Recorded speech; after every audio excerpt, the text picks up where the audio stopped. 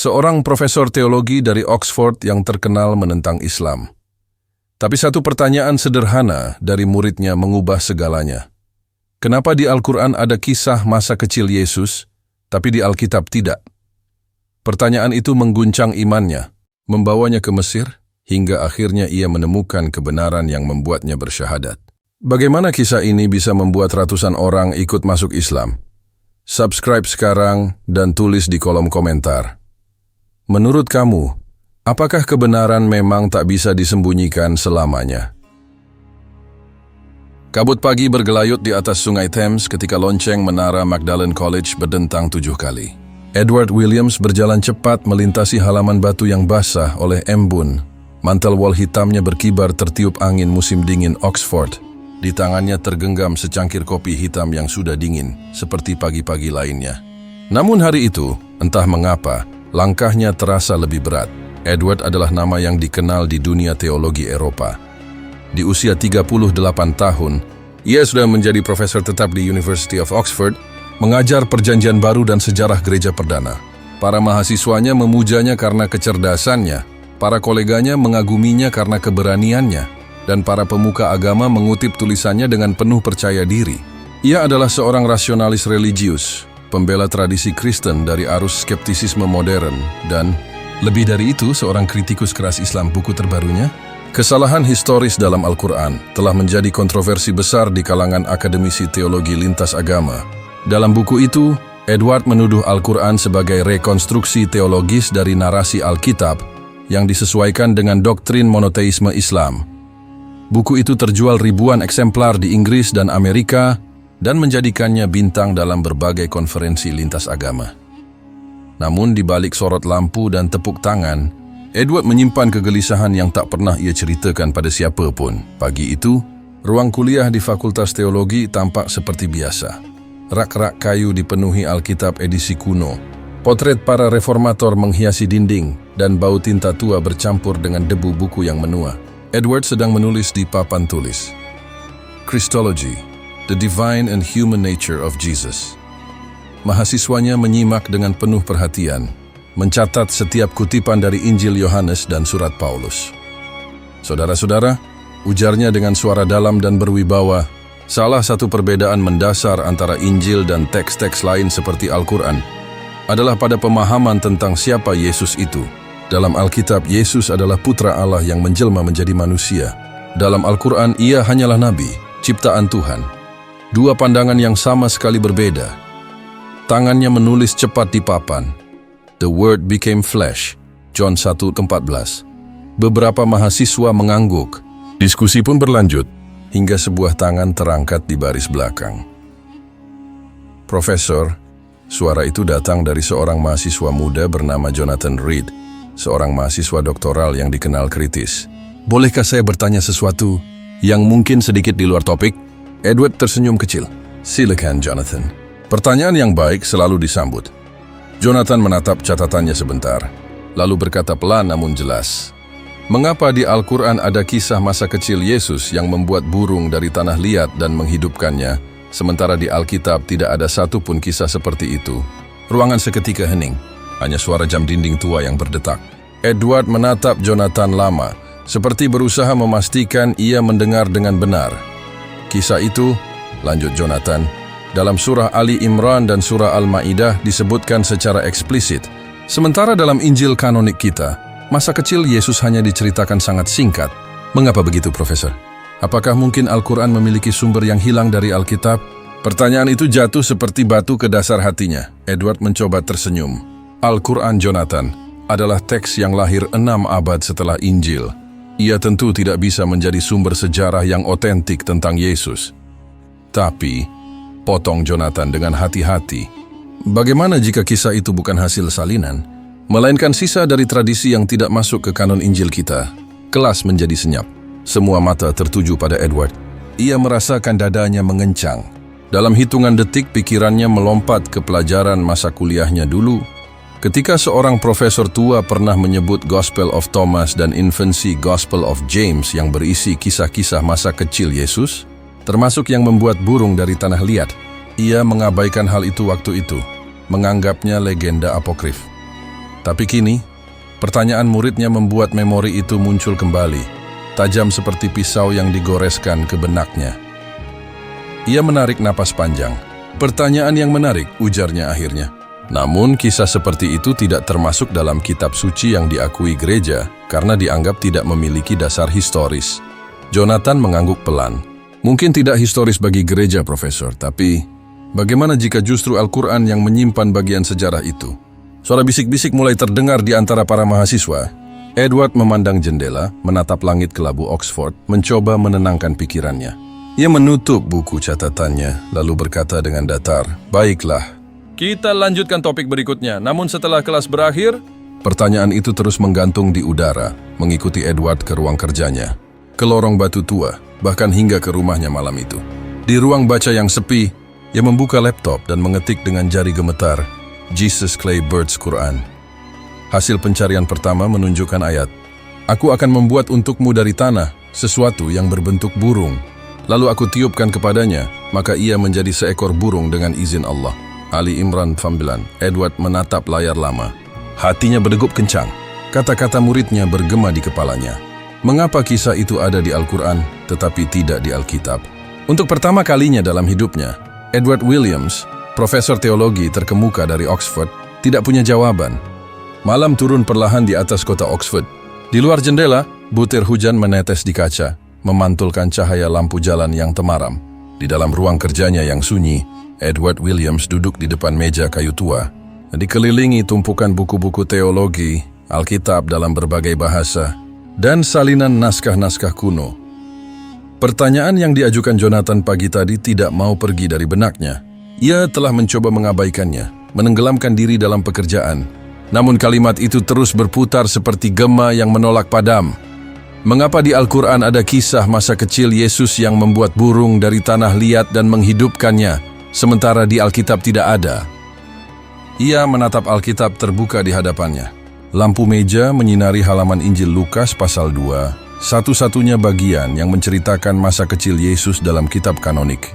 Di situ hanya tertulis kisah tentang Yesus yang berusia 12 tahun, duduk di antara para ahli Taurat di Bait Allah, membuat orang-orang heran karena kebijaksanaannya. Setelah itu, kisah melompat langsung ke saat Yesus dewasa, dibaptis oleh Yohanes dan memulai pelayanannya. Antara masa bayi hingga usia 30 tahun, hampir seluruh hidup mudanya hilang tanpa jejak. Edward menggulirkan halamannya, seolah berharap menemukan sesuatu yang baru, namun kosong. Tidak ada cerita tentang masa kecil Yesus. Tidak ada kisah mukjizat di masa muda. Tak ada catatan tentang apapun selain diam panjang sejarah. Ia bersandar di kursinya, menatap langit-langit, merasakan kehampaan yang aneh. Bagaimana mungkin figur sebesar Yesus memiliki masa kecil yang nyaris tak disebutkan, pikirnya. Di tengah keheningan itu, matanya tertuju pada rak bagian atas, di mana tersusun buku-buku tua yang jarang ia sentuh, koleksi tentang apokrifa, teks-teks yang tidak diakui sebagai kitab suci oleh gereja. Ia menarik salah satunya, berdebu dan berkulit coklat tua, The Infancy Gospel of Thomas, terjemahan dari naskah Yunani kuno abad kedua. Ia membuka halaman demi halaman, membaca dengan mata yang membulat. Ketika Yesus masih kecil, ia bermain di sungai, membuat 12 burung dari tanah liat. Dan ketika ia meniupnya, burung-burung itu hidup, mengepakkan sayapnya dan terbang dengan riang. Edward terdiam, tangannya gemetar. Ia menutup buku itu pelan, menatap sampulnya seperti menatap wajah masa lalu. Kisah itu persis seperti yang disebut dalam Al-Quran. Ia segera membuka laptopnya, mencari ayat yang semalam ia temukan. "Ya, aku akan membuat untukmu dari tanah sesuatu yang berbentuk burung. Lalu aku tiupkan kepadanya, maka ia menjadi seekor burung dengan izin Allah." Ali Imran 4:9. Ia membaca ulang berkali-kali. Tidak ada keraguan, narasinya serupa. Tapi Al-Quran turun 6 abad setelah Yesus, sementara Injil kanonik jauh lebih dulu. Bagaimana mungkin teks yang lahir 600 tahun kemudian memuat detail yang bahkan tidak ada dalam Alkitab resmi? Pertanyaan itu menekan dadanya seperti batu besar. Ia menyalakan lampu tambahan dan mulai menelusuri literatur akademik. Ia membaca tentang proses kanonisasi Alkitab, tentang konsili Nicea, tentang bagaimana ratusan Injil, surat, dan catatan lain disisihkan oleh gereja karena dianggap tidak sesuai doktrin. Semakin banyak ia membaca, semakin ia menyadari Kisah-kisah yang dihapus bukanlah kisah rekaan, melainkan teks-teks yang bersaing dalam menggambarkan Yesus dari sudut pandang yang berbeda. Di antara catatan yang ia temukan, seorang sejarawan abad ke-19 menulis, Injil masa kecil Yesus tersebar luas di Mesir dan Syria. Gereja Barat menolak teks itu, namun tradisi lisan tetap hidup di Timur Tengah. Edward menegakkan tubuhnya. Timur Tengah. Bukankah Islam lahir di wilayah yang sama? Mungkinkah tradisi lisan itu bertahan dan diabadikan dalam Al-Quran? Ia mencoba menolak logika itu, tetapi pikirannya terlalu jernih untuk menipu diri sendiri. Jika memang kisah itu hanya legenda, mengapa muncul lagi dalam teks Al-Quran dengan konsistensi teologis yang kuat? Bukan dalam bentuk dongeng, tetapi sebagai mukjizat yang diakui Tuhan. Malam semakin larut. Di luar, suara hujan berubah menjadi gerimis halus. Edward menatap cermin kecil di dinding, memandangi wajahnya yang pucat dalam pantulan cahaya. Untuk pertama kalinya, ia melihat matanya sendiri dipenuhi keraguan. Apakah mungkin selama ini aku terlalu cepat menuduh? Ia menulis sesuatu di buku catatannya. Ada kemungkinan bahwa Al-Quran tidak menyalin, tetapi mengoreksi tradisi yang telah hilang. Tulisannya berhenti di situ. Ia menatap kalimat itu lama, seolah takut pada maknanya sendiri. Jam menunjukkan pukul 2 dini hari. Ia semesana buku nak mematikan lampu dan bersandar di kursinya, tapi matanya tak bisa terpejam. Dalam gelap, kata-kata Jonathan kembali bergaung di kepalanya, tajam, mengusik, dan tak bisa diabaikan. Bagaimana jika Al-Quran memiliki kebenaran yang hilang dari tangan kita sendiri? Di tengah keheningan malam Oxford, seorang profesor teologi Kristen yang selama ini yakin pada dogmanya mulai merasa goyah. Langit London sore itu diselimuti awan kelabu, seolah mencerminkan suasana hati Edward Williams yang campur aduk antara percaya diri dan kegelisahan. Di dalam taksi yang melaju di antara hujan rintik, ia menatap undangan debat di tangannya. Apakah Al-Quran menyalin Alkitab? Diselenggarakan oleh The Royal Institute of Comparative Theology, London. Pembicara, Profesor Edward Williams, University of Oxford, and Dr. Ahmad Zaki, Al-Azhar University, Cairo. Nama itu, Dr. Ahmad Zaki, ia sudah sering dengar. Seorang cendekiawan Muslim yang disegani di dunia akademik, ahli perbandingan kitab suci, dan penulis buku terkenal Revelation Preserved, The Continuity of Divine Message. Edward menghela napas panjang. Ia pernah berdebat dengan banyak tokoh agama sebelumnya, tapi kali ini berbeda. Sejak pertanyaan Jonathan beberapa minggu lalu, pikirannya tak pernah benar-benar tenang. Namun ia menepis rasa itu. Malam ini ia akan berdiri di panggung, membuktikan bahwa Al-Quran hanyalah bayangan dari teks yang lebih tua, Alkitab. Ruang auditorium Royal Institute dipenuhi ratusan orang. Akademisi, mahasiswa, wartawan, dan para pemuka agama dari berbagai latar belakang memenuhi setiap kursi.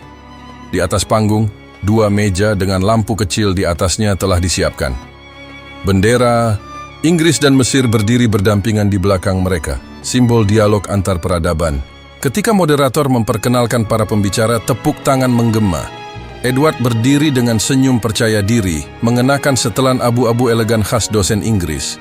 Di sebelahnya Ahmad Zaki, pria berusia sekitar 45 tahun dengan janggut tipis dan mata yang teduh, menunduk hormat sambil tersenyum tenang. Tema malam ini, ujar moderator, adalah apakah Al-Quran menyalin Alkitab? Sebuah pertanyaan klasik yang telah menjadi jembatan sekaligus jurang antara dua agama besar dunia. Debat dimulai. Edward membuka dengan gaya khasnya, logis, tenang, dan akademis. Ia memaparkan sejarah pewahyuan Alkitab, penulisan Injil, dan munculnya Al-Quran 6 abad kemudian. Ia menyoroti kemiripan narasi, kisah Adam, Nuh, Ibrahim, Musa, dan Yesus. Bukti tekstual, katanya sambil menunjuk layar presentasi, menunjukkan bahwa Al-Quran mengandung banyak elemen naratif dari Alkitab, tetapi disusun ulang dengan tujuan teologis yang berbeda. Ini bukan wahyu baru, melainkan reinterpretasi dari tradisi Yahudi dan Kristen. Tepuk tangan terdengar.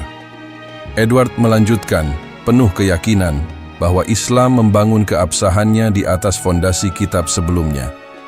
Ia bahkan menyebut kisah Yesus yang menghidupkan burung dari tanah liat sebagai contoh pengambilan dari teks apokrif yang sudah beredar di kalangan Kristen awal.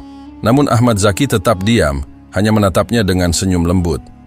Sebuah ekspresi yang tidak menunjukkan penolakan, melainkan kesabaran. Saat giliran berbicara tiba, Ahmad berdiri perlahan. Suaranya tenang, namun dalam dan menggema ke seluruh ruangan. "Profesor Edward," katanya dengan aksen Arab yang halus, "Anda mengatakan bahwa Al-Quran menyalin Alkitab. Tapi izinkan saya bertanya, apakah Anda yakin Alkitab yang Anda baca hari ini masih persis seperti wahyu yang pertama kali diterima para nabi?" Ruangan hening. Ahmad melanjutkan, "Dalam tradisi Islam, wahyu tidak hanya diturunkan kepada Muhammad. Kami percaya Allah menurunkan wahyu kepada Musa, Daud, Isa, dan banyak nabi lain. Tapi kami juga percaya bahwa sebagian wahyu-wahyu itu telah diselewengkan atau dilupakan. Al-Quran datang bukan untuk menyalin, tapi untuk mengoreksi." Ia menatap Edward tajam, namun bersahabat. Bagaimana jika Al-Quran bukan menyalin, tetapi mengingatkan dunia pada kebenaran yang pernah disembunyikan? Desisan bisik-bisik memenuhi auditorium. Kamera-kamera televisi bergerak cepat. Moderator menatap Ahmad dengan rasa ingin tahu. Edward menegakkan punggungnya, mencoba menahan rasa terusik. "Dr. Zaki, pernyataan Anda menarik, tapi Anda tidak punya bukti historis bahwa wahyu terdahulu telah diselewengkan." Ahmad mengangguk pelan. "Bukti historis, Profesor, tidak selalu berupa manuskrip yang selamat. Kadang ia berupa jejak yang tertinggal dalam teks lain. Anda pasti tahu invensi Gospel of Thomas?" Edward terdiam sejenak. Nama itu menggema di benaknya seperti luka lama yang terbuka kembali. "Dalam teks itu," lanjut Ahmad, "ada kisah Yesus membuat burung dari tanah liat, lalu meniupnya hingga hidup. Gereja Barat menolaknya, tapi kisah itu bertahan di Timur Tengah selama berabad-abad. Ketika Al-Quran turun, kisah itu diabadikan. Lagi, bukan sebagai dongeng, tapi sebagai mukjizat nyata dari Nabi Isa. Maka pertanyaannya, siapa yang menyalin siapa?" Ruangan bergemuruh. Beberapa penonton mengangguk, yang lain berbisik pelan. Ahmad lalu menutup pernyataannya dengan kalimat yang terasa mengguncang. "Kebenaran tidak pernah lahir dari salinan, Profesor. Kebenaran adalah cahaya yang selalu kembali bersinar meski ditutupi waktu." Edward mencoba menanggapi, namun pikirannya tak lagi jernih. Setiap argumen yang ia siapkan terasa rapuh di hadapan ketenangan Ahmad. Kata-kata mengoreksi naskah yang disembunyikan terus terngiang di kepalanya. Setelah debat usai, tepuk tangan panjang menggema. Banyak yang menyalami kedua pembicara. Kamera televisi merekam setiap senyum, setiap jabat tangan. Namun Edward tahu, dalam dirinya, sesuatu telah berubah. 2 minggu setelah debat besar di London, Edward Williams kembali ke Oxford dengan kepala penuh suara yang tak bisa diam. Ia mencoba melanjutkan rutinitas seperti biasa, mengajar, menulis, menghadiri rapat fakultas, namun pikirannya selalu melayang pada satu kalimat dari Ahmad Zaki malam itu. Bagaimana jika Al-Quran bukan menyalin, tetapi mengingatkan dunia pada kebenaran yang pernah disembunyikan? Setiap kali ia membaca Alkitab, setiap kali ia membuka laptopnya, kalimat itu bergema seperti gema di lorong sunyi pikirannya. Sampai suatu sore, sebuah email datang dari alamat yang tak ia kenal. Judulnya manuskrip Syriak tentang Isa Al-Masih. Pengirimnya Ahmad Zaki. Isi pesannya singkat, sopan dan padat. "Profesor Edward, saya ingin menunjukkan kepada Anda sesuatu yang mungkin menjelaskan pertanyaan kita. Jika Anda berkenan, datanglah ke London akhir pekan ini. Saya akan membawa manuskrip yang jarang diketahui publik." Ahmad Zaki, rasa ingin tahunya mengalahkan keraguannya. 2 hari kemudian, Edward sudah berada di perpustakaan tua The British Museum, tempat mereka berjanji bertemu. Di ruang baca yang sunyi, di antara deretan naskah berabad-abad lamanya, Ahmad sudah menunggu. Ia menyambut Edward dengan hangat, tanpa sedikit pun nada kemenangan. "Selamat datang kembali, Profesor," katanya dengan senyum lembut. Kali ini bukan debat, hanya percakapan antara 2 pencari kebenaran. Edward membalas senyum itu, meski jantungnya berdegup cepat. "Anda menyebut manuskrip Syriak. Saya mengajar teologi selama hampir 20 tahun, tapi tak banyak yang tahu sumber semacam itu masih ada." Ahmad mengangguk. Ia membuka sebuah kotak arsip kecil dari kulit coklat, lalu mengeluarkan beberapa lembar naskah kuno berwarna kekuningan. Tulisan tangan halus dengan huruf Syriak memenuhi halaman. Inilah, katanya pelan, salah satu teks Kristen Timur yang ditulis sekitar abad ketiga. Bahasa aslinya, Syriak, adalah turunan langsung dari Aram, bahasa yang digunakan Yesus. Edward mencondongkan tubuh, matanya menyisir huruf-huruf asing itu. Ahmad menunjuk satu baris yang telah diterjemahkan ke dalam bahasa Inggris di pinggir lembaran. Dan bayi Yesus berbicara kepada ibunya, berkata, "Jangan takut ibu, sebab engkau telah dipilih oleh Tuhan untuk membawa firman-Nya kepada dunia." Edward membeku. Kalimat itu persis seperti kisah dalam Al-Quran, surah Maryam ayat 29-30. Maka Maryam menunjuk kepada anaknya. Mereka berkata, "Bagaimana kami akan berbicara dengan anak kecil yang masih di buayan?"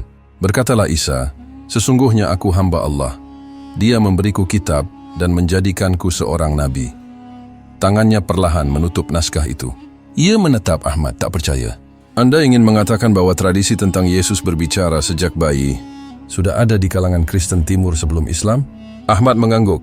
"Betul, Profesor. Dan itu tertulis dalam bahasa yang lebih dekat dengan bahasa Yesus sendiri. Sayangnya, tradisi ini tidak sampai ke Barat karena kekuasaan Roma kala itu menganggapnya tidak sesuai dengan teologi resmi." Edward terdiam lama. Ia menatap naskah itu lagi, seolah sedang menatap sejarah yang selama ini terkubur. Tapi mengapa Al-Quran bisa memuatnya begitu tepat? Ahmad menjawab tenang. Karena wahyu Al-Quran datang bukan sebagai sejarah baru, melainkan sebagai pengingat wahyu yang telah dilupakan. Tuhan tidak membiarkan kebenaran hilang begitu saja. Kalimat itu jatuh pelan, tapi bergema keras di dada Edward.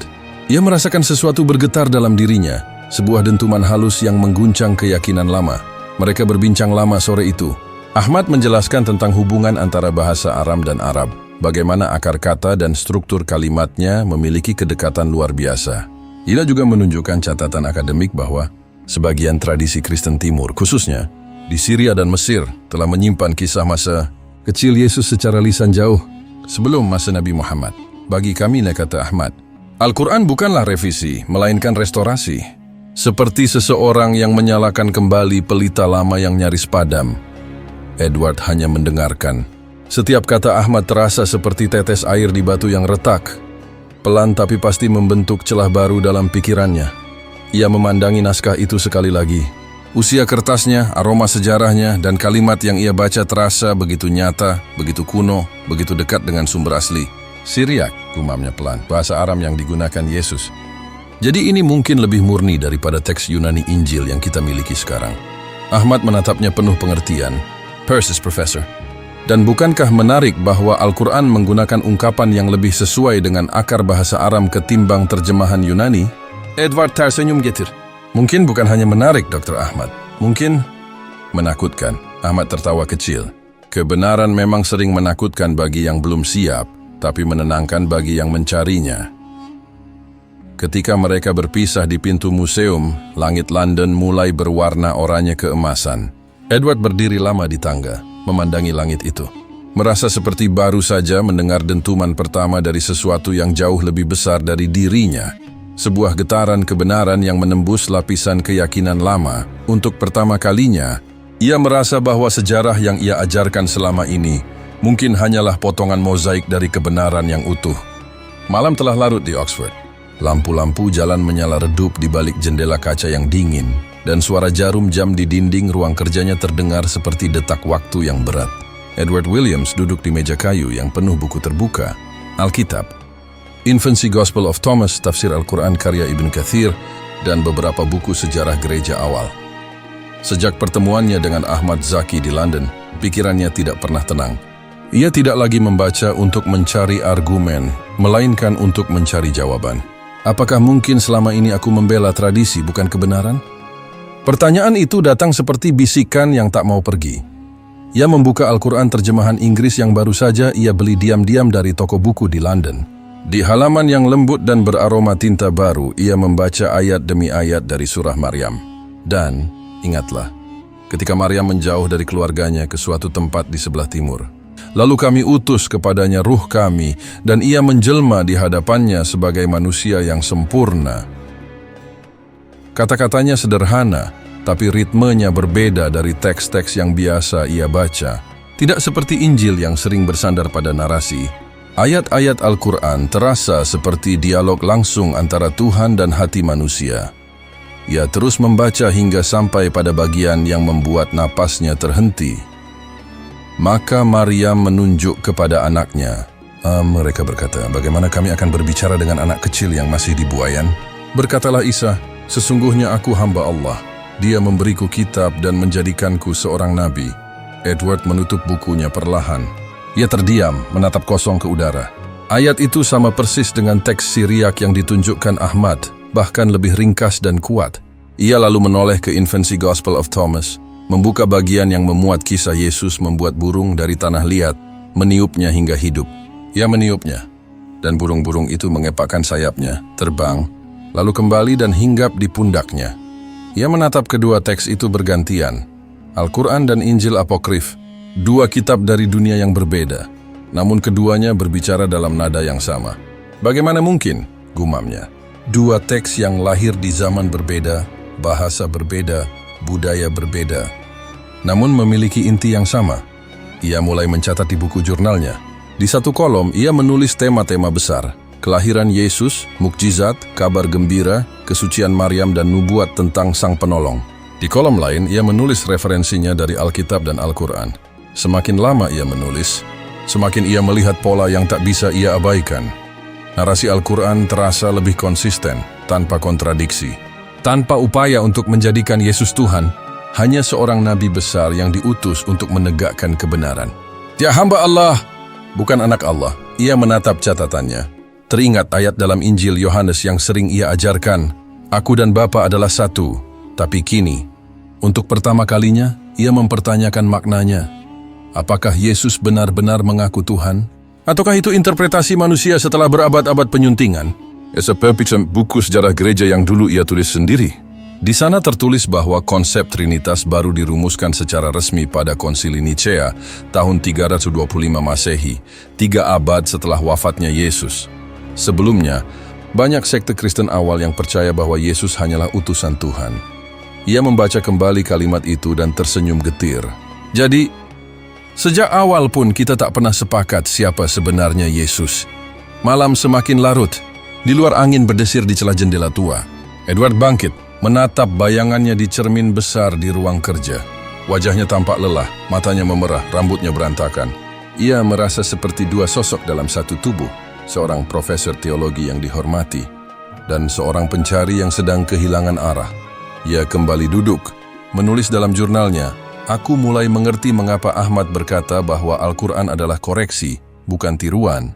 Ia tidak mencoba menyalin sejarah, tetapi menuntun manusia untuk melihat sejarah dengan jernih. Tangannya berhenti menulis.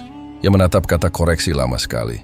Dalam hatinya, kata itu terasa seperti palu yang memukul pelan tapi pasti. Menjelang subuh, ia menutup semua bukunya. Ia berjalan ke jendela, membuka tirai, dan melihat cahaya pertama pagi menembus kabut. Untuk pertama kalinya dalam hidupnya, ia merasa kecil di hadapan kebenaran yang belum sepenuhnya ia pahami. Mungkin selama ini aku bukan membela iman, tapi membela kebanggaan intelektualku sendiri, bisiknya. Ia menatap langit yang mulai berwarna keperakan. Entah mengapa, pagi itu tampak lebih jernih dari biasanya. Namun di balik kejernihan itu, Edward tahu, sebuah badai sedang tumbuh di dalam dirinya. 4 bulan setelah debat besar di London, Edward Williams menulis surat resmi kepada rektor Oxford University. Ia memohon cuti akademik untuk penelitian lapangan mengenai teks-teks awal kekristenan Timur. Surat itu disetujui tanpa banyak pertanyaan. Nama besar dan reputasinya sebagai profesor. Muda yang produktif membuat alasan apapun tampak wajar. Namun di balik alasan akademik itu, tersimpan gejolak batin yang hanya ia sendiri yang tahu. Ia sedang mencari kebenaran yang mungkin akan mengguncang seluruh fondasi hidupnya. Kairo menyambutnya dengan hiruk-pikuk khas. Timur Tengah, suara klakson bersaut-sautan. Panggilan azan dari menara masjid, aroma rempah dan debu bercampur di udara. Di balik kekacauan itu, Edward merasakan sesuatu yang berbeda. Sebuah kehangatan yang tidak ia temukan di jalan-jalan dingin Oxford. Di lobi hotel tua di kawasan Garden City, ia bertemu kembali dengan Dr. Ahmad Zaki. Lelaki Mesir itu menyambutnya dengan senyum ramah dan pelukan hangat. Profesor Williams, saya tidak menyangka Anda benar-benar datang, ujar Ahmad. Saya datang bukan untuk berdebat. Dr. Ahmad, kali ini saya ingin mendengar, jawab Edward tulus. Mereka duduk di teras kafe yang menghadap Sungai Nil. Di antara gelas teh manis dan kepulan asap shisha, percakapan mereka mengalir seperti dua sahabat lama yang bertemu kembali. Ahmad bercerita tentang naskah-naskah Kristen Timur yang tersimpan di biara-biara tua Mesir, terutama di wilayah Sinai, tempat para biarawan sejak abad keempat menyimpan teks-teks Injil dalam bahasa Koptik dan Syriak. Beberapa dari teks itu tidak pernah diterjemahkan ke Latin, kata Ahmad. Mereka memuat kisah-kisah Yesus kecil yang tidak ada di Injil Barat. Nama itu menggugah rasa ingin tahu Edward. Ia tahu bahwa bahasa Koptik adalah turunan langsung dari Mesir kuno, dan banyak manuskrip Kristen awal ditulis dalam bahasa itu sebelum Kekaisaran Romawi menegakkan kanonisasi Injil. 3 hari kemudian, mereka melakukan perjalanan panjang menuju semenanjung Sinai. Mobil tua yang mereka tumpangi melintasi hamparan pasir tak berujung. Langit biru pucat, bukit-bukit batu merah, dan udara kering membentuk lanskap yang tampak tak tersentuh waktu. Perjalanan mereka berakhir di kaki Gunung Sinai, di mana berdiri salah satu perpustakaan tertua di dunia, Biara Saint Catherine. Di balik dinding batu tebal, biara itu menyimpan ribuan manuskrip kuno dalam berbagai bahasa, Yunani, Latin, Arab, Koptik, bahkan Aram. Seorang biarawan tua bernama Markus menyambut mereka dengan ramah. Ia mendengar Ahmad dan setelah sedikit pembicaraan, mengizinkan mereka melihat beberapa koleksi teks Koptik yang jarang dibuka untuk umum. Di ruang arsip yang lembab dan redup, Edward merasakan bulu kuduknya berdiri. Di hadapannya, di atas meja kayu besar, terbentang lembar-lembar perkamen berwarna coklat tua, dengan tulisan tangan halus dan tinta yang telah pudar. Ahmad menunjuk salah satu fragmen yang rapuh dan berkata, "Inilah yang saya maksud." Edward mengenakan sarung tangan kain, lalu membaca perlahan teks yang ditulis dengan aksara Koptik Uncial. Setelah beberapa menit, wajahnya memucat. Ini kisah Yesus membuat burung dari tanah liat, bisiknya. Ahmad mengangguk. Bacalah baik-baik, Profesor. Fragmen ini ditulis sekitar abad kedua, beberapa abad sebelum kelahiran Nabi Muhammad. Edward menatap huruf-huruf di depan matanya. Meski sebagian teks rusak, ia masih bisa membaca kalimat yang menggambarkan Yesus kecil di tepi sungai, mengambil tanah liat, membentuknya menjadi burung, lalu meniupnya hingga hidup. Ia memandang ke langit dan berkata, "Terbanglah dengan nama Tuhan." Dan burung-burung itu pun terbang ke udara. Tangannya bergetar. Ia menatap Ahmad dengan wajah bingung antara kagum dan takut. "Ini lebih tua dari Al-Quran." "Ya," jawab Ahmad lembut. "Dan sekarang Anda mengerti maksud saya saat berkata bahwa Al-Quran tidak menyalin, melainkan mengingatkan." Malam itu, di kamar sederhana biara, Edward menulis lama dalam jurnal kulit coklatnya. "Hari ini aku melihat sesuatu yang mengubah seluruh pandanganku tentang sejarah wahyu. Selama ini aku percaya Islam hanya menyalin kisah-kisah Kristen. Tapi naskah Koptik yang kulihat di Sinai membuktikan sebaliknya. Kisah itu sudah ada sebelum Injil resmi disusun. Mungkin Al-Quran bukan penyalin, melainkan penjaga kebenaran yang terlupakan." Ia berhenti sejenak, menatap pena di tangannya, lalu menulis lagi dengan tangan gemetar. "Bukan Muhammad yang menyalin, tapi Alkitab yang kehilangan bagian-bagian penting." Ia menutup jurnal itu perlahan. Di luar, suara azan Isya menggema dari kejauhan, menembus dinding batu biara yang sunyi. Suara itu terasa menembus jiwanya, tidak seperti panggilan asing, melainkan seperti panggilan pulang yang telah lama ia abaikan. Malam itu, Edward tidak bisa tidur. Ia menatap bintang-bintang di langit Sinai, tempat Musa dahulu menerima wahyu. Langit Kairo pagi itu memancarkan cahaya lembut yang menembus menara-menara tinggi Masjid Al-Azhar. Edward Williams berjalan perlahan melewati halaman luas yang dipenuhi pelajar bersorban putih dan berjubah panjang. Suara mereka melantunkan ayat-ayat Al-Quran bergema merdu di udara, membentuk harmoni spiritual yang menenangkan. Dr. Ahmad Zaki menemaninya menyusuri serambi masjid. "Hari ini, Anda akan bertemu beberapa ulama besar Al-Azhar," ujar Ahmad. "Mereka bukan hanya ahli hukum Islam, tapi juga sejarawan dan teolog." Edward mengangguk. Ia mengenakan pakaian sopan, kemeja panjang dan celana abu-abu, namun tetap tampak berbeda di antara lautan jubah putih. Meskipun sedikit gugup, hatinya dipenuhi rasa ingin tahu yang dalam. Ia telah datang jauh dari Oxford bukan untuk mengajar, tetapi untuk belajar. Mereka memasuki ruang pertemuan di sisi timur masjid, tempat 5 ulama duduk melingkar di atas karpet Persia. Di tengah mereka, seorang lelaki tua berjanggut putih tersenyum ramah. "Selamat datang, Profesor Williams," ucapnya dalam bahasa Inggris beraksen Arab. "Saya Syekh Yusuf Al-Haddad. Kami telah mendengar banyak tentang keberanian Anda mencari kebenaran." Edward menunduk hormat. "Terima kasih telah menerima saya. Saya datang untuk memahami, bukan menghakimi." Ahmad memperkenalkan satu persatu para ulama. Mereka lalu memulai diskusi. Syekh Yusuf membuka Al-Quran dan membaca dengan suara lembut. "Katakanlah, dialah Allah yang Maha Esa, Allah tempat bergantung segala sesuatu. Dia tiada beranak dan tidak diperanakkan, dan tidak ada sesuatu pun yang setara dengannya." QS Al-Ikhlas 111-124. Setelah ayat itu dibacakan, suasana hening. Syekh Yusuf menatap Edward dengan penuh makna.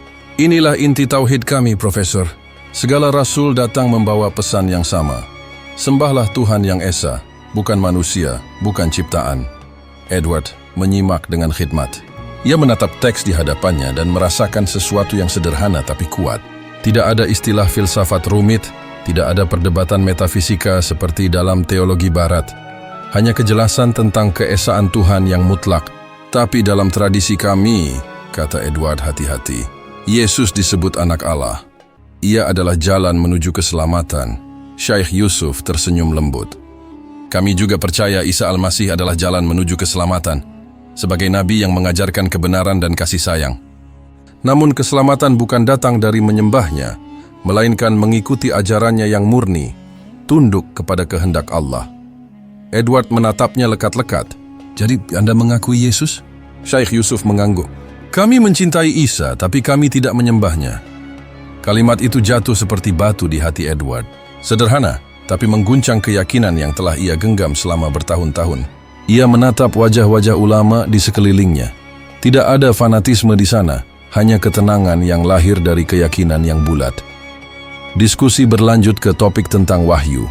Ahmad menjelaskan bahwa dalam pandangan Islam, wahyu bukanlah dokumen yang ditulis manusia atas inspirasi, melainkan firman langsung dari Tuhan yang disampaikan kepada para nabi.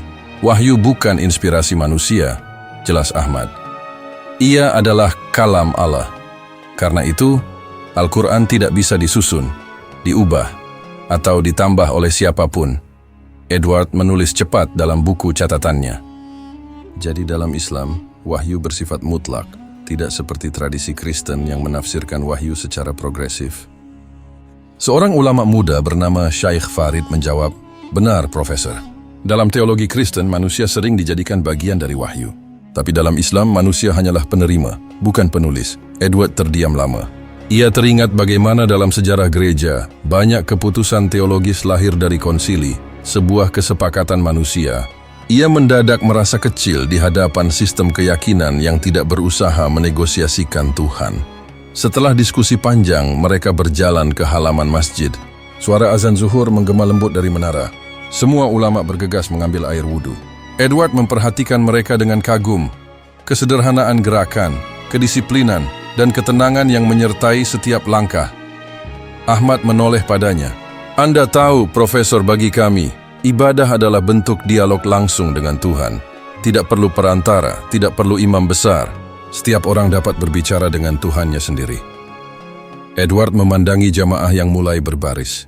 Ia menyadari bahwa tidak ada musik, tidak ada patung, tidak ada simbol, hanya barisan manusia yang tunduk bersama menghadap satu arah. Begitu sederhana bisiknya, namun begitu dalam. Ahmad menatapnya dan tersenyum. Kesederhanaan itu adalah kebenaran yang hilang dari dunia modern. Setelah salat selesai, mereka duduk di serambi masjid. Angin sore berhembus lembut membawa aroma pasir dan bunga jasmin. Edward memandang ke arah menara Al-Azhar yang menjulang tinggi, lalu berkata perlahan, hampir seperti berbicara pada dirinya sendiri. "Saya selalu mencari Yesus di altar, di gereja, di teks-teks teologi.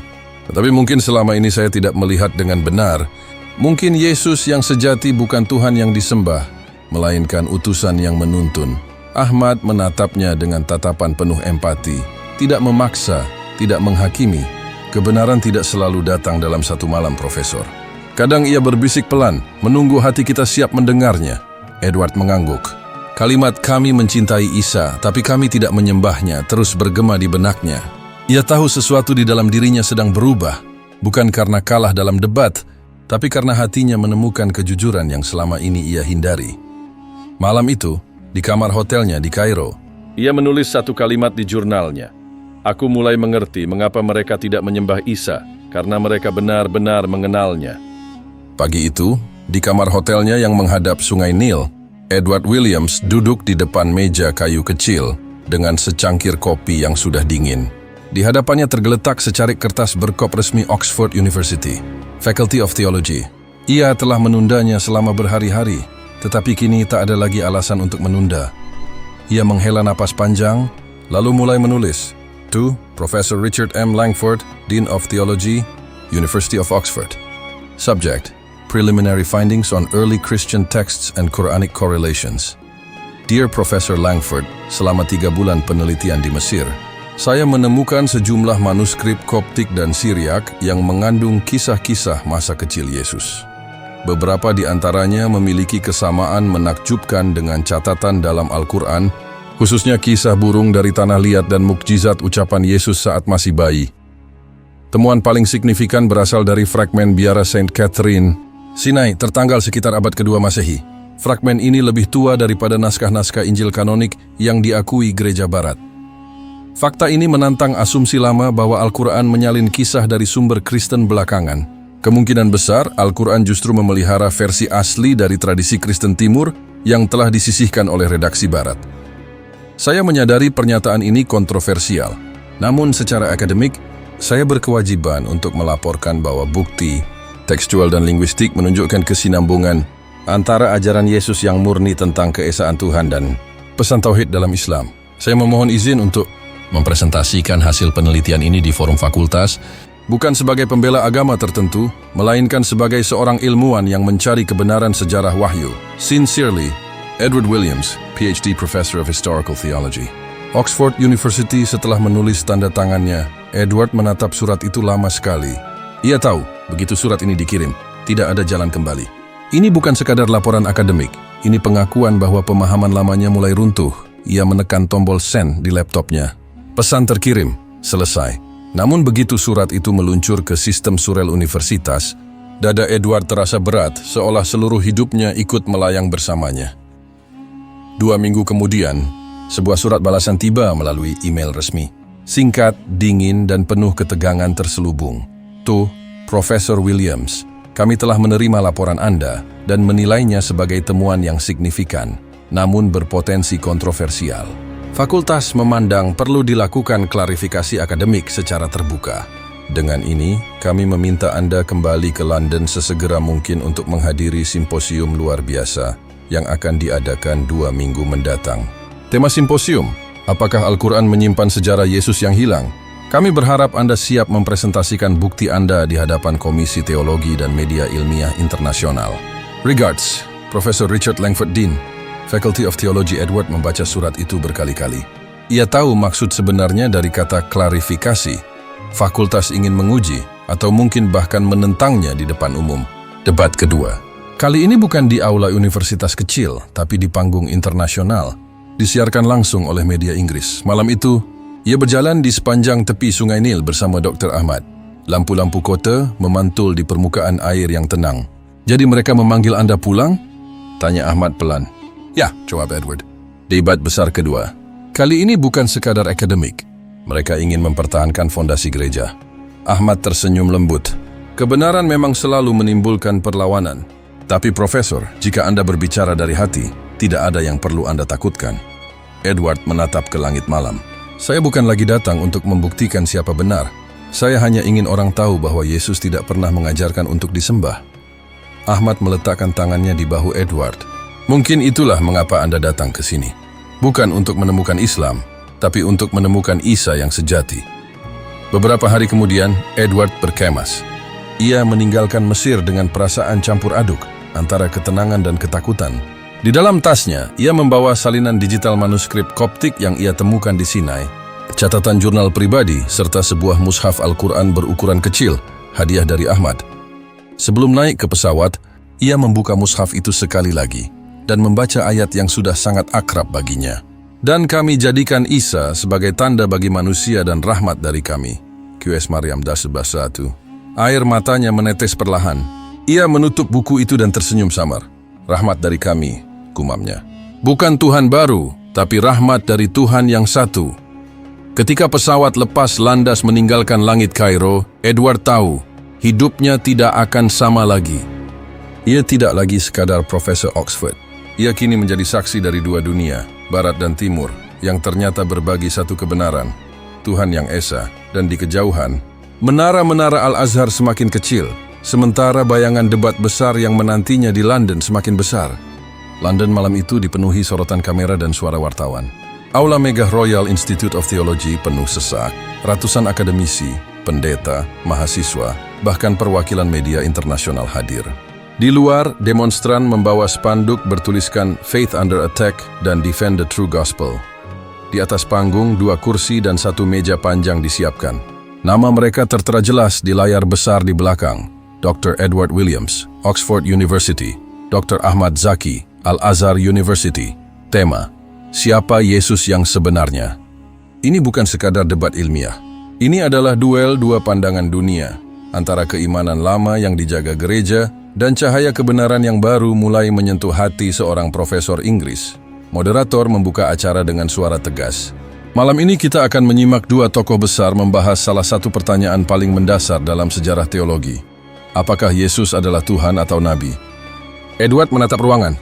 Lampu sorot membuat wajahnya terlihat tenang, tapi di dalam dadanya jantung berdegup keras. Ia bukan lagi pembela dogma Kristen seperti pada debat pertamanya. Malam ini ia berdiri sebagai seorang pencari kebenaran, dan ia tahu setiap kata yang keluar dari mulutnya bisa mengubah hidup banyak orang. Ketika mikrofon diserahkan kepadanya, ia menghela napas pelan.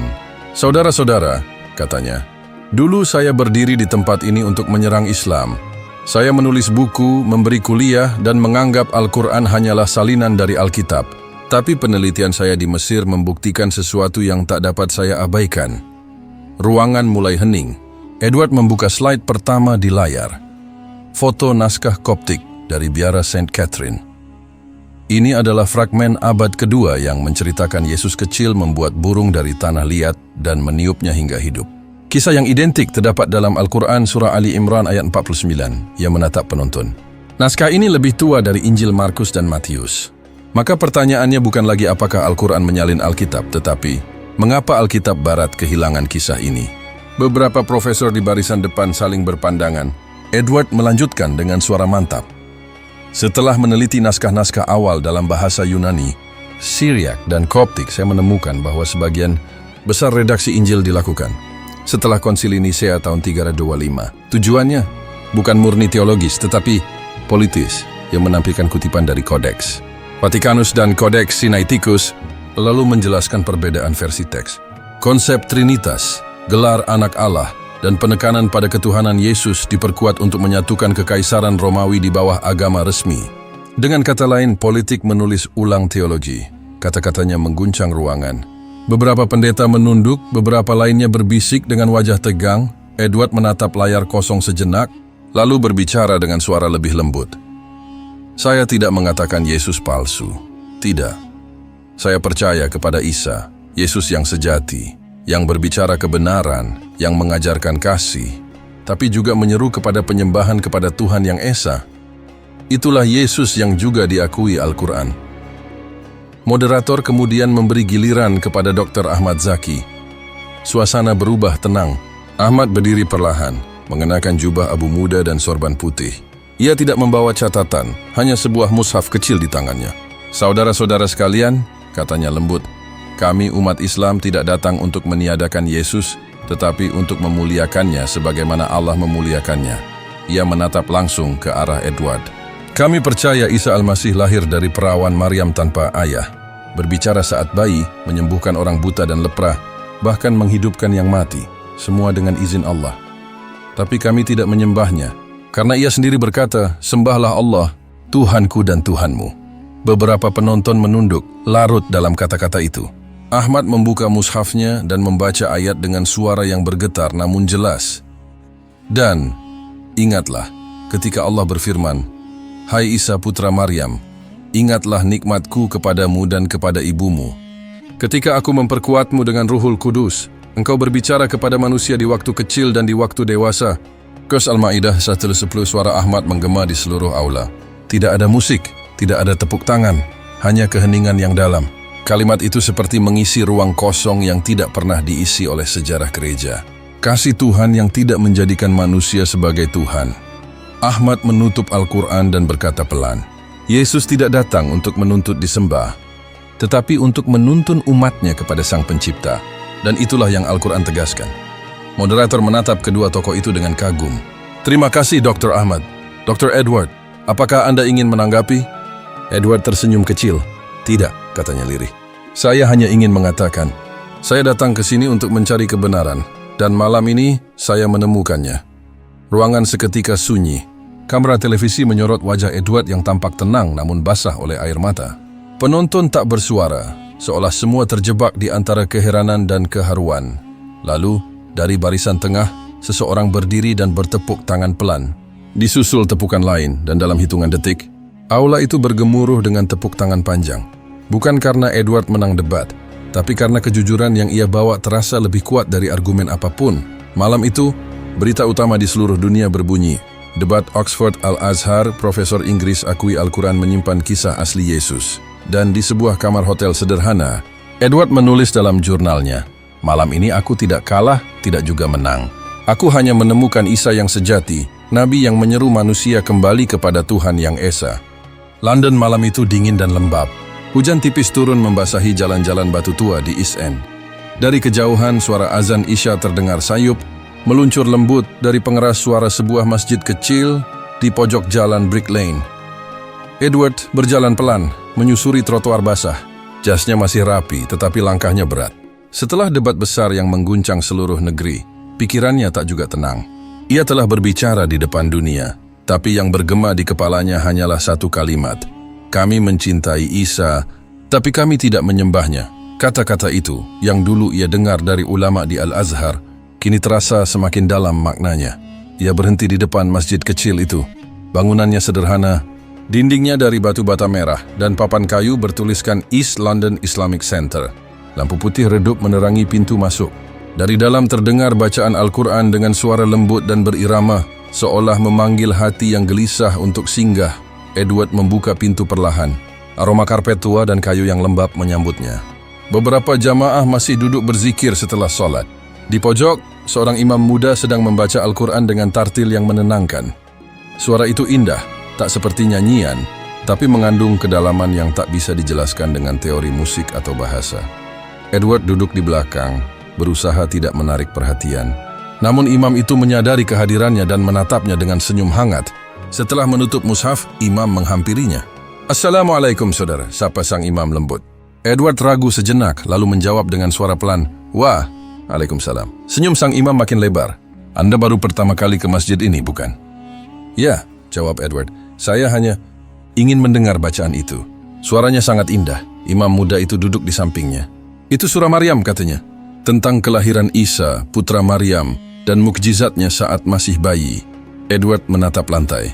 Ayat itu, yang saya dengar, apakah benar bayi Isa berbicara? Imam mengangguk perlahan. Ia membuka mushaf kecil di tangannya, lalu membaca dengan tartil yang lembut. Suaranya mengalun di ruang sunyi itu. Maka ia menunjuk kepada bayi itu. Mereka berkata, bagaimana kami akan berbicara dengan anak kecil yang masih dalam buayan? Isa berkata, sesungguhnya aku adalah hamba Allah.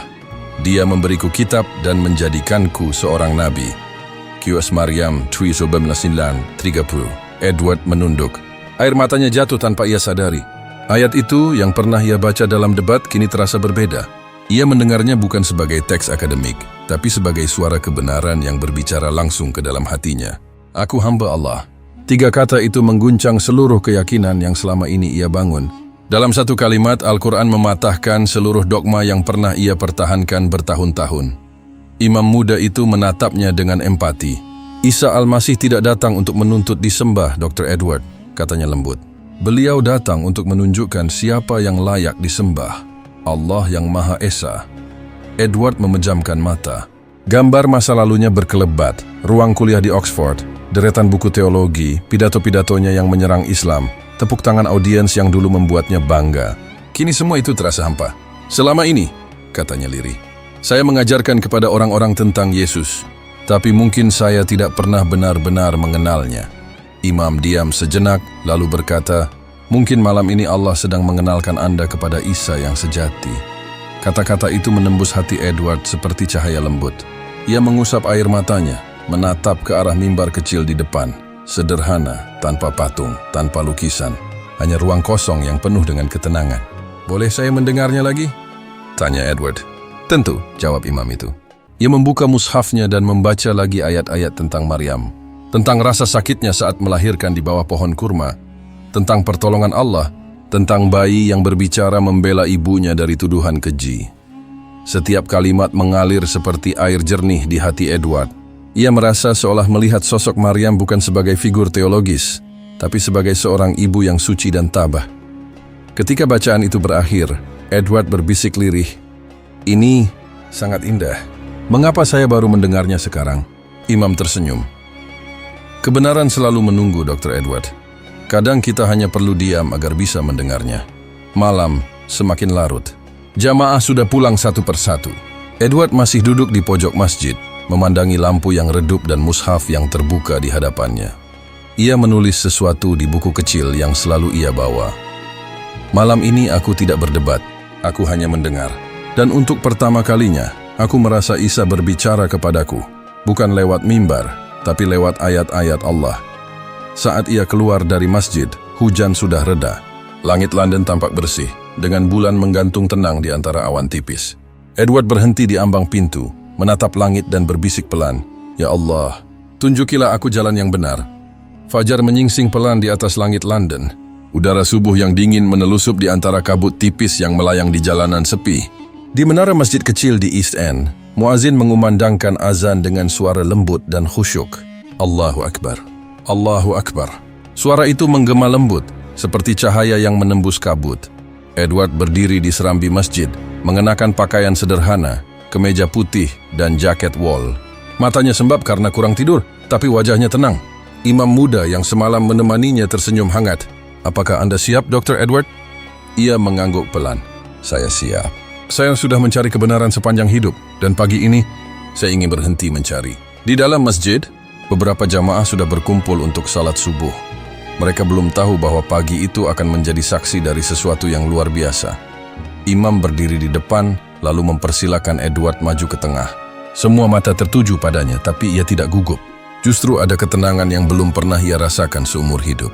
Imam berkata pelan, "Ucapkan bersamaku dengan hati yang ikhlas." Edward mengangguk, lalu dengan suara bergetar namun jelas, ia mengucapkan, "Asyhadu an la ilaha illallah wa asyhadu anna Muhammadan Rasulullah." Aku bersaksi bahwa tiada Tuhan selain Allah, dan aku bersaksi bahwa Muhammad adalah utusan Allah. Suara itu mengisi seluruh ruang masjid. Tidak ada tepuk tangan, tidak ada musik, hanya isak tangis lirih dari beberapa jamaah yang terharu. Edward menutup matanya. Ia merasakan sesuatu mengalir dalam dadanya, seolah beban bertahun-tahun lenyap begitu saja. Ia merasa ringan, bebas, dan damai. Untuk pertama kalinya hatinya benar-benar tunduk, bukan kepada tradisi, bukan kepada institusi, tapi kepada Tuhan yang esat. Imam muda itu mendekat memeluknya dengan penuh kasih. "Selamat datang, saudaraku dalam Islam," katanya. "Engkau kini bukan lagi pencari kebenaran, tapi bagian dari kebenaran itu sendiri." Edward tersenyum, air mata menetes di pipinya. Ia membalas pelukan itu tanpa kata. Tanpa ia sadari, beberapa jurnalis yang sering mengikuti kabar dirinya sejak debat besar minggu lalu sudah menunggu di luar masjid. Salah satu dari mereka, fotografer muda dari The Guardian, melihat pintu masjid terbuka dan menangkap momen itu dari jauh. Dengan cahaya matahari fajar yang menembus jendela kaca, menyinari sosok Edward yang sedang bersujud setelah syahadat.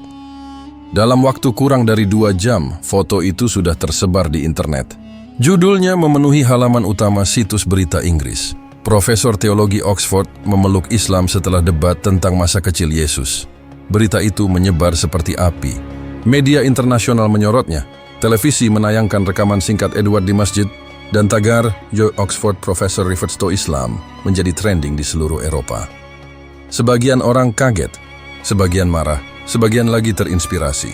Seorang pendeta senior di Westminster mengatakan dalam wawancara, "Ini pengkhianatan terhadap gereja." Namun di sisi lain, ribuan pesan masuk ke email Fakultas Oxford, kebanyakan dari mahasiswa dan masyarakat biasa. "Saya ingin tahu lebih banyak tentang Islam. Apakah saya bisa membaca Al-Quran yang sama dengan Dr. Williams? Apa sebenarnya kisah Isa dalam Islam?" Sementara itu, Edward sendiri tidak peduli dengan semua kehebohan itu. Setelah salat subuh, ia duduk di sudut masjid dengan secangkir teh hangat, menatap keluar jendela ke arah langit yang mulai terang. Imam duduk di sampingnya. "Bagaimana perasaan Anda sekarang?" tanya sang imam. Edward tersenyum kecil, seperti orang yang baru lahir. "Tapi bukan karena saya berpindah agama, melainkan karena saya akhirnya mengenal Tuhan tanpa perantara." Ia terdiam sejenak, menatap cahaya fajar yang menembus kaca jendela.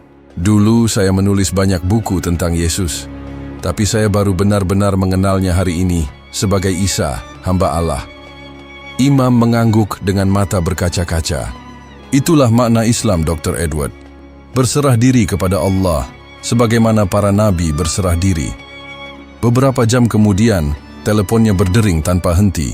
Stasiun televisi, universitas, bahkan teman-teman lamanya di Oxford ingin mendengar pernyataannya. Tapi ia memilih diam. Ia hanya menulis satu kalimat pendek di akun media sosialnya. "Aku tidak meninggalkan Yesus. Aku baru saja menemukan siapa Yesus yang sebenarnya." Kalimat itu disebarkan jutaan kali. Dalam beberapa hari, banyak orang mulai mencari tahu tentang kisah masa kecil Isa dalam Al-Quran, tentang Maryam yang suci, tentang tauhid yang murni. Edward tidak menyangka keputusannya akan membawa gelombang perubahan seperti itu. Tapi di dalam hatinya ia tahu, semua ini bukan tentang dirinya, melainkan tentang kebenaran yang tak bisa lagi disembunyikan. Matahari pagi mulai naik di atas kota London. Suaranya lirih ketika ia berkata kepada imam sebelum pulang, "Saya ingin nama muslim saya Nuruddin, karena cahaya itu datang kepada saya di waktu fajar." Imam tersenyum bahagia. "Maka mulai hari ini, selamat datang, Nuruddin, cahaya iman yang lahir di negeri yang lama gelap." Edward, kini Nuruddin Williams, menatap langit biru yang perlahan merekah, merasakan hangatnya sinar mentari pertama menembus kabut. Dalam hatinya ia berbisik pelan, "Subhanallah, inilah fajar yang sebenarnya." Sejak debat besar itu, dunia akademik Eropa seperti tersentak dari tidur panjangnya. Video debat antara Dr. Edward Williams dan Dr. Ahmad Zaki ditonton lebih dari 20 juta kali hanya dalam 2 minggu. Klip saat Edward menunduk haru mendengar ayat Al-Ma'idah 110 menjadi simbol pencarian spiritual yang menggugah hati banyak orang.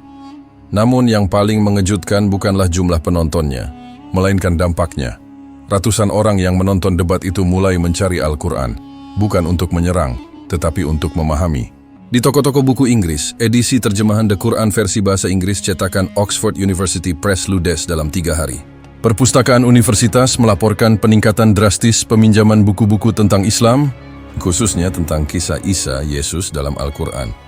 Suatu sore di kampus Oxford, seorang mahasiswi teologi bernama Clara Johnson menatap layar laptopnya. Ia dulu adalah murid Edward yang hadir di kelas ketika seorang mahasiswa bertanya, "Mengapa Al-Quran punya kisah masa kecil Yesus?" Pertanyaan yang dulu mengguncang sang profesor, kini juga mengguncang dirinya. Clara membaca surah Ali Imran dan surah Maryam dalam terjemahan bahasa Inggris.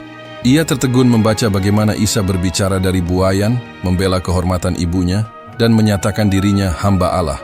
Air matanya jatuh di halaman tafsir. "Mengapa gereja tidak pernah menceritakan bagian ini?" pikirnya. 3 minggu kemudian, di ruang kecil komunitas Islam Oxford, Clara mengucapkan syahadat di depan beberapa temannya. Ia menulis di catatan hariannya, "Aku tidak meninggalkan Yesus. Aku hanya menemukan Isa yang sebenarnya, yang tidak meminta disembah, tapi mengajarkan siapa yang harus disembah." Fenomena ini bukan hanya terjadi di Oxford. Di Edinburgh, sekelompok mahasiswa teologi membentuk diskusi mingguan bernama The Real Jesus Circle. Mereka membaca tafsir Al-Quran berdampingan dengan Injil Apokrif, membandingkan kisah-kisah yang hilang. Di Italia, seorang pendeta muda bernama Father Luca Bianchi menulis surat terbuka di blog pribadinya. "Selama bertahun-tahun, saya mengajarkan kisah Yesus dengan keyakinan penuh. Tapi setelah membaca kisahnya dalam Al-Quran, saya menangis. Di sana, saya menemukan kemurnian yang tak pernah saya rasakan di gereja. Yesus yang berbicara dalam kebenaran, tanpa tambahan dogma. Sebulan kemudian, ia meninggalkan jabatan kependetaannya dan memeluk Islam secara diam-diam. Gelombang kecil itu terus membesar. Surat kabar. The Guardian menulis laporan panjang berjudul The Oxford Effect, Faith in Transition, menggambarkan bagaimana debat yang awalnya akademik berubah menjadi gerakan spiritual lintas negara. Sementara itu, Edward, yang kini dikenal sebagai Nuruddin Williams, menjauh dari hiruk-pikuk media. Ia menolak undangan wawancara, menutup diri dari sorotan televisi, dan memilih menulis dalam keheningan. Di rumah kecilnya di pinggiran London, ia duduk di meja kayu di dekat jendela. Di depannya setumpuk catatan riset dari Mesir dan Al-Azhar berserakan. Di tangan kanannya, pena yang sama yang dulu ia gunakan untuk menulis buku Kesalahan Historis dalam Al-Quran. Kini pena itu menulis sesuatu yang sebaliknya. Judul di halaman pertama, The Lost Childhood of Jesus, The Truth in the Quran, masa kecil Yesus yang hilang, kebenaran dalam Al-Quran. Dalam buku itu ia menulis dengan hati, bukan dengan kebanggaan akademik. Ia menjelaskan bagaimana kisah Yesus kecil dihapus dari tradisi barat karena alasan politik dan teologis. Bagaimana teks-teks Aram dan Koptik menyimpan jejak yang sama dengan wahyu Al-Quran. Dan bagaimana Islam memulihkan citra Isa sebagai nabi, bukan dewa. Dalam salah satu babnya, ia menulis, "Saya tidak berpindah keyakinan karena emosi tetapi karena bukti." Dan bukti itu mengarah pada satu kesimpulan sederhana, bahwa Al-Quran tidak menyalin, tetapi memulihkan wahyu yang telah lama disembunyikan. Ketika buku itu diterbitkan, dunia gempar. Dalam 2 minggu, The Lost Childhood of Jesus menjadi buku terlaris di Amazon UK. Diterjemahkan ke dalam 14 bahasa, buku itu dibaca tidak hanya oleh umat Muslim, tetapi juga oleh para teolog Kristen yang haus kebenaran. Dalam acara peluncuran bukunya di Kairo, Edward berbicara di depan ratusan mahasiswa Al-Azhar. "Saya datang dari dunia yang memisahkan iman dan akal. Tapi Al-Quran mengajarkan bahwa keduanya harus berjalan bersama. Itulah mengapa saya percaya, iman yang benar adalah yang bisa dipertanggungjawabkan oleh nalar." Para hadirin berdiri memberikan tepuk tangan panjang. Dr. Ahmad Zaki, yang juga hadir malam itu, menatapnya dengan senyum bangga. "Dulu Anda datang untuk berdebat," katanya setelah acara selesai. "Sekarang Anda datang untuk berdakwah." Edward tertawa kecil. "Saya hanya menyampaikan apa yang telah saya temukan. Cahaya itu terlalu indah untuk disimpan sendiri." Dalam sebulan, lebih dari 50 orang dari Inggris, Irlandia, dan Jerman mengucapkan syahadat, kebanyakan dari kalangan akademisi dan mahasiswa teologi. Beberapa gereja kehilangan jemaat, tetapi yang paling menarik, banyak pendeta justru mulai mengutip ayat-ayat Al-Quran tentang Isa dalam khotbah mereka, sebagai upaya mendekatkan iman. Fenomena ini kelak disebut media sebagai The Quranic Awakening, kebangkitan Al-Quran di Barat. Dan di tengah gelombang perubahan itu, Edward atau Nuruddin Williams hanya menulis satu kalimat di akhir bukunya. "Saya tidak membawa agama baru. Saya hanya pulang kepada kebenaran yang sudah menunggu sejak dahulu." Langit Istanbul sore itu berwarna keemasan. Burung-burung camar berputar di atas menara-menara masjid yang megah, sementara azan maghrib perlahan bergema dari berbagai arah, berpadu menjadi harmoni yang menenangkan. Di jantung kota tua, Aula besar Universitas Istanbul dipenuhi ribuan orang, mahasiswa, ulama, jurnalis, dan akademisi dari berbagai negara. Mereka datang bukan untuk menyaksikan perdebatan, melainkan untuk mendengar pidato terakhir seorang tokoh yang telah mengubah wajah teologi modern, Dr. Edward Williams, atau sebagaimana dunia mengenalnya kini, Nuruddin Williams. Sudah 3 tahun sejak peristiwa yang mengguncang Oxford. 3 tahun sejak seorang profesor Inggris bersujud di lantai masjid kecil di London Timur dan mengucapkan syahadat di bawah cahaya fajar. Kini ia berdiri di panggung terakhirnya, bukan sebagai akademisi barat yang berdebat soal teks kuno, melainkan sebagai saksi kebenaran yang telah ia rasakan sendiri. Edward melangkah ke podium dengan langkah tenang. Rambutnya kini sedikit memutih, namun sorot matanya masih sama, tajam dan jujur. Tepuk tangan panjang menggema, tapi ia hanya mengangkat tangan meminta keheningan. "Saudara-saudaraku," katanya, suaranya berat namun lembut. "Aku telah berbicara di banyak tempat di dunia, dari Oxford hingga Kairo, dari Paris hingga Madinah. Tapi hari ini aku ingin berbicara bukan sebagai profesor, bukan pula sebagai mu'alaf, melainkan sebagai manusia yang menemukan kebenaran." Ruangan langsung hening. Hanya terdengar napas pelan ratusan orang yang menunggu setiap kata. Bertahun-tahun aku hidup dalam keyakinan bahwa kebenaran milik satu tradisi. Aku membela gereja, membela doktrin, bahkan menolak Islam tanpa pernah benar-benar membacanya. Tapi Allah Maha Pengasih. Dia tidak menilai masa lalu kita. Dia hanya menunggu kita kembali kepadanya. Ia berhenti sejenak, menatap hadirin satu persatu. Di barisan depan tampak Dr. Ahmad Zaki, gurunya sekaligus sahabatnya, menunduk penuh haru. Ketika aku membaca kisah Isa dalam Al-Quran untuk pertama kali, lanjutnya, aku menangis. Aku tidak menemukan Yesus yang dihapus oleh sejarah, melainkan Yesus yang hidup dalam kemurnian. Seorang nabi, hamba Allah dan utusan yang membawa damai. Dan aku tahu inilah kebenaran yang hilang. Beberapa hadirin menyeka air mata. Aku tidak berpindah agama karena kebencian, katanya tegas. Tapi karena menemukan bahwa Islam memuliakan Yesus dengan cara yang benar. Tidak dengan menjadikannya Tuhan, tapi dengan menempatkannya di tempat yang paling mulia sebagai nabi dan rasul yang menyeru manusia untuk menyembah Allah semata. Ia kemudian membuka lembaran kertas terakhir di tangannya. Bukan catatan akademik, tapi surat yang ia beri judul, Surat untuk Dunia. Dan dengan suara yang tenang, ia mulai membacanya. Wahai dunia, aku menulis ini bukan untuk meyakinkanmu agar menjadi seperti aku.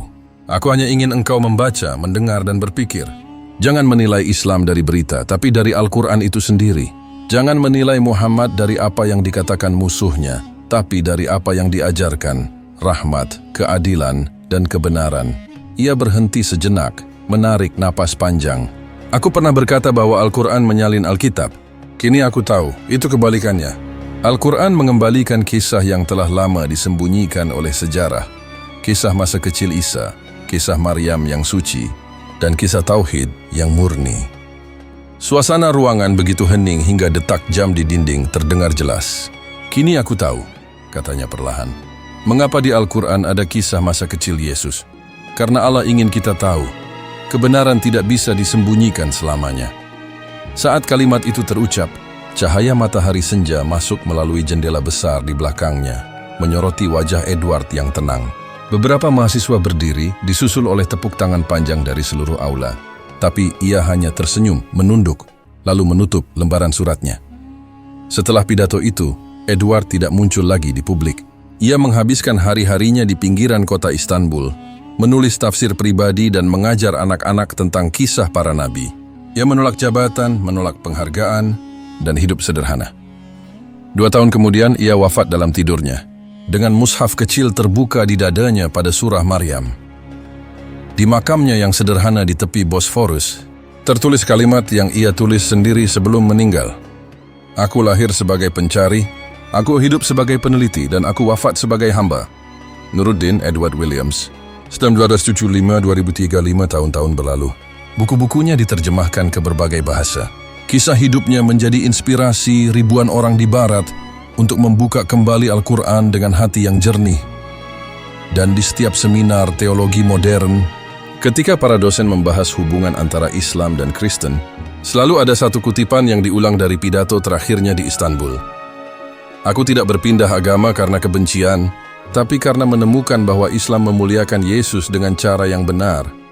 Kata-kata itu hidup, melintasi batas bangsa dan kepercayaan.